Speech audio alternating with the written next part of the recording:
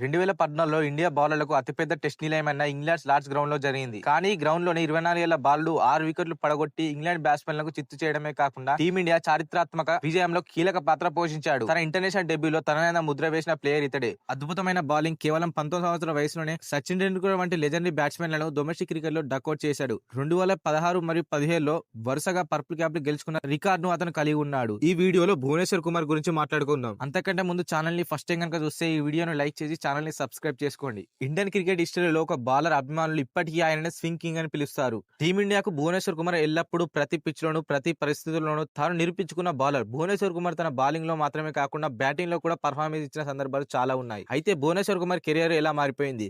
England, Australia, New Zealand మరియు South Africa tough పరిస్థితులలో Jos Buttler, Jason Roy, Aaron Finch, David Warner మరియు AB de Villiers వంటి legends కి తన ఇన్స్వింగ్ డెలియర్ తో ఇబ్బంది పెట్టిన అదే భువనేశ్వర్ కుమార్ ఇప్పుడు చాలా మంది మర్చిపోతున్నారు. భువనేశ్వర్ కుమార్ ఒకప్పుడు 3 ఫార్మాట్లుగా గ్యారంటీ ప్లేయర్ అయితే నేడు ఏ ఫార్మాట్ లో కూడా తీసుకోవడం లేదు. భువనేశ్వర్ కుమార్ కెరియర్ మొత్తం తలకిందులు కావడానికి కారణం ఏమిటి? ఈ రోజు భువనేశ్వర్ కుమార్ కెరియర్ లో ఏం తప్పు జరిగింది అని తెలుసుకుందాం. భువనేశ్వర్ కుమార్ ఫిబ్రవరి 5, 1990లో ఉత్తరప్రదేశ్ లోని మీరార్ సిటీలో జన్మించాడు. అతని తండ్రి యూపీ పోలీస్ లో ఇన్స్పెక్టర్, తల్లి హౌస్ వైఫ్. ఇతర క్రికెట్ల మాదిరిగా కాకుండా అతని కుటుంబానికి క్రికెట్ పట్ల పెద్దగా ఆసక్తి లేదు. భువనేశ్వర్ కుమార్ కూడా క్రికెటర్ కాకుండా ఆర్మీ ఆఫీసర్ కావాలని అనుకున్నాడు. కానీ అతని అక్క రేఖా అదన్ భువి క్రికెటర్ అవుతాడు మరియు ఈ కారణంగా ఆమె అతన్ని మోటివేట్ చేసింది. 13 సంవత్సరాల వయసులో భువి విక్టోరియా పార్క్ క్రికెట్ అకాడమీలో జాయిన్ అయ్యాడు. ఇక్కడ అతని ప్రొఫెషనల్ క్రికెట్ జర్నీ ప్రారంభమైంది. 5 సంవత్సరాల వయసులోనే భువి ఉత్తరప్రదేశ్ తరపున ఫస్ట్ క్లాస్ డెబ్యూ చేసే అవకాశం వచ్చింది. 2007 రంజీ ట్రోఫీలో అతను పశ్చిమ బెంగాల్ జట్టుతో తన డెబ్యూ మ్యాచ్ ఆడాడు. తన మొదటి ఇన్నింగ్స్ లో భువి 3 వికెట్లు పడగొట్టి బ్యాటింగ్ లో 20 రన్ పరుగులు చేశాడు. ఇది అతని కెరియర్ కు అద్భుతమైన ప్రారంభం.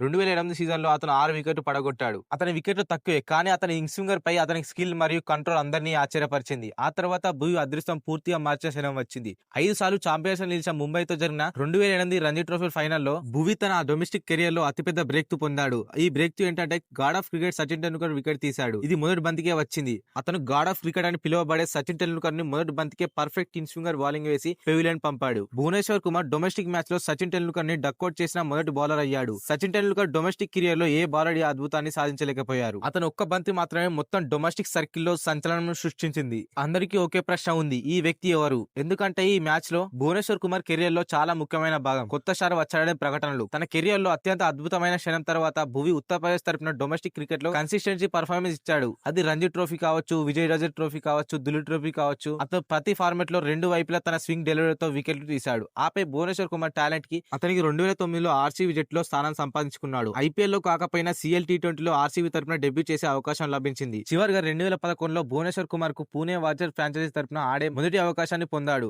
అక్కడ అతను 4 మ్యాచ్ లో 2 వికెట్లు తీసుకున్నాడు. ఆ తర్వాత 2012లో అతను ఆడిన మ్యాచ్ సంఖ్యతో అతని వికెట్ల సంఖ్య పెరగడం ప్రారంభించింది. అతను 11 మ్యాచ్ లో 8 వికెట్లు పడగొట్టాలి. సెలెక్టర్లు ఇప్పటికే భువనేశ్వర్ పై ఒక కన్నేసి ఉంచారు మరియు ఆ సమయంలో భువనేశ్వర్ కుమార్ త్వరలో ఇంటర్నేషనల్ క్రికెట్ కూడా ఆడతాడని స్పష్టంగా ఉంది. ఆపై భువనేశ్వర్ కుమార్ భారతదేశం తరపున ఇంటర్నేషనల్ క్రికెట్ లో అడుగుపెట్టే రోజు వచ్చేసింది. అది 25 డిసెంబర్ 2012. భువనేశ్వర్ కుమార్ బెంగళూరులోని చిన్నస్వామి మైదానంలో తన మొదటి టీ20 మ్యాచ్ ఆడాడు మరియు భువనేశ్వర్ కుమార్ డెబ్యూ ఆపోనెంట్ పాకిస్తాన్ తో జరిగింది. మరియు రెండవది ఆ మ్యాచ్ లో అతని పర్ఫార్మెన్స్ అతని జీవితంలో కాకుండా మొత్తం క్రికెట్ ప్రపంచానికి ఒక చరిత్రాత్మక క్షణంగా మారింది. తన మొదటి ఓవర్లోనే భువనేశ్వర్ కుమార్ పాకిస్తాన్ కు చెందిన నాసిర్ జంషీద్ ఇన్స్వింగర్ లో క్లీన్ బౌల్ చేశాడు. నాసిర్ జంషీద్ తర్వాత ఓవర్ లో భువి, హెమమ్ షెజాద్ మరియు ఉమర్ అక్మల్ వికెట్ కూడా పడగొట్టాడు. అభిమానులు నిలబడి చప్పట్లు కొట్టేలా చేశాడు. అతను తన మొదటి మ్యాచ్ లో 4 ఓవర్లు బౌలింగ్ చేసి 9 పరుగులకు 3 వికెట్లు తీసుకున్నాడు మరియు ఈ వికెట్ తో ఫ్యాన్స్ ను చాలా ఆకట్టుకున్నాడు. ఎందుకంటే ఒక భారత్ పేసర్ తన ఇన్స్వింగ్ తో ఇంత అద్భుతమైన కంట్రోల్ ను ప్రదర్శించి చాలా సంవత్సరాలు అయింది. ఆ మ్యాచ్ పాకిస్తాన్ గెలిచినప్పటికీ ఆ రోజు భారత్ క్రికెట్ ఒక రత్నానికి అనుకుంది. భువనేశ్వర్ కుమార్ టీమ్ మేనేజ్మెంట్ మరియు ఫ్యాన్స్ భువిలో ఆశలు చూడడం ప్రారంభించారు. టీ20 సిరీస్ లో భువనేశ్వర్ కుమార్ 3 మ్యాచ్ల్లో 4.25 ఎకనామీతో 6 వికెట్లు పడగొట్టాడు. సిరీస్ తర్వాత కేవలం 5 రోజులకే 30 డిసెంబర్ 2012న భువనేశ్వర్ కుమార్ తన ఓడిఐ డెబ్యూ కూడా చేశాడు. మొదటి టీ20 మ్యాచ్ లో జరిగిన కథ ఓడిఐ మ్యాచ్ లో కూడా కొనసాగింది మరియు ఈ ఓడిఐ డెబ్యూ సాధారణమైంది కాదు.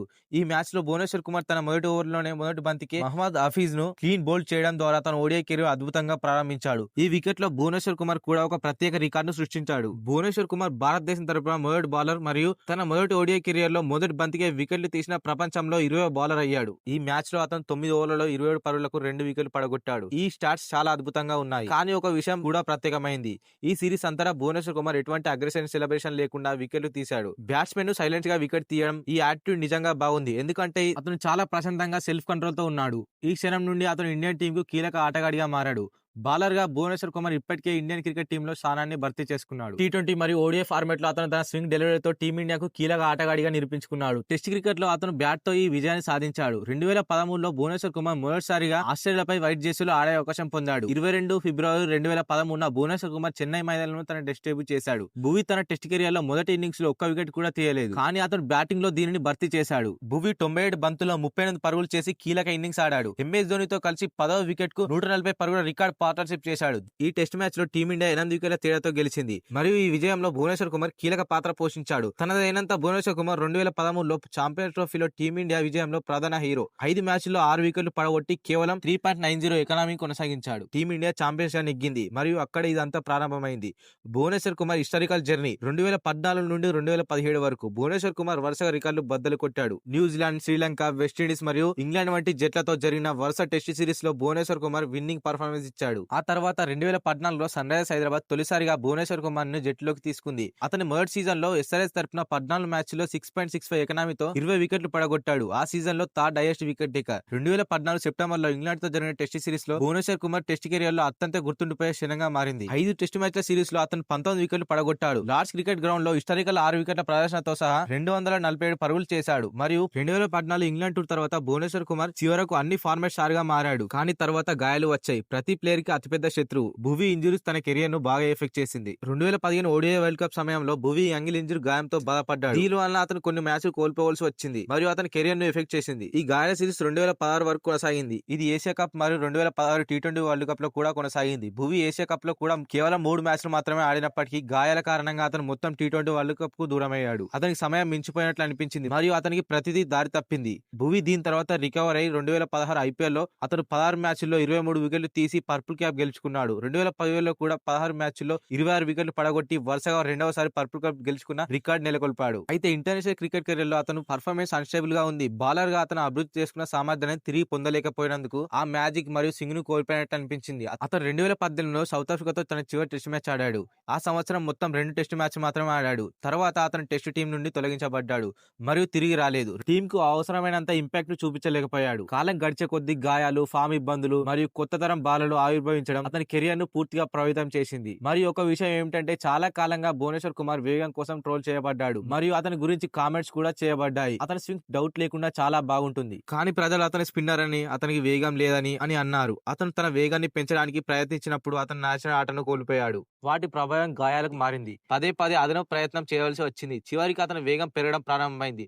పరిస్థితులు మెరుగుపడ్డాయి, కానీ ఆ విషయాలు గాయాలకు మారాయి మరియు దీని కారణంగా అతను ఇప్పటికే ఫామ్ కోల్పోవడం ప్రారంభమైంది మరియు అతని కెరియర్ 2022లో హిప్ గాయం కారణంగా 2 సీజన్లు దూరమయ్యాడు. అతని తండ్రి 2021లో మరణించాడు. ఆపై 2022లో శ్రీలంకతో జరిగిన ఏషియా కప్ లో అతని ప్రదర్శనకు ఒకేసారి అనేక ప్రశ్నలు. అతను 2022లో ఏషియా కప్ లో 11 వికెట్లు పడగొట్టాడు, కానీ చివరి 2 మ్యాచ్లు అతను పీడకలలా మారాయి. ఆ తర్వాత 2022 టీ20 ప్రపంచ కప్ లో అతని పర్ఫార్మెన్స్ అంతగా ఆకట్టుకోలేదు. 6 మ్యాచ్లో 4 వికెట్లు తీశాడు. తర్వాత అతని సమస్యలు మరింత పెరిగాయి.